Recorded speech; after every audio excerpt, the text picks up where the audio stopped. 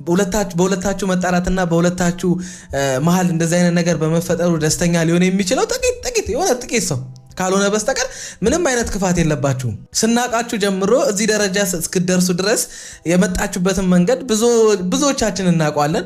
ከካሜራ ጀርባ ያሉ የአንዳንድ ነገሮችን ካልሆነ በስተቀር አብዛኛው ነገር የናንተ ሶሻል ሚዲያ ላይ ስለሆነ ላይፋችሁ የሚታወቅ ነው። ከኦዲየንሱ ደብቃችሁ እንኳን የምታደርጉት ነገር በጣም ብዙ ሰዎች ከካሜራ ጀርባ እንዴት እንደምታሳልፉ፣ እንዴት እንደምትኖሩ፣ እንዴት እንደምትሆኑ ምናምን ነገር ያውቃልና ግን በቃ እናንተ ከተመቻችሁ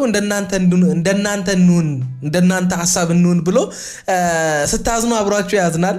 የውሸትም ቢሆን አብሯችሁ ያዝናል። ስትስቁ አብሯችሁ ይስቃል። የሆነ ነገር ባህላችሁ መጥቶ የሆነ ሰው ሲበጠብጥ ያ ሰውን እናንተ ስትጠሉት እነሱም አብሮ ያንን ሰው ይጠላሉ ምናምን ነገር በቃ ማለት እኔ እንጃ።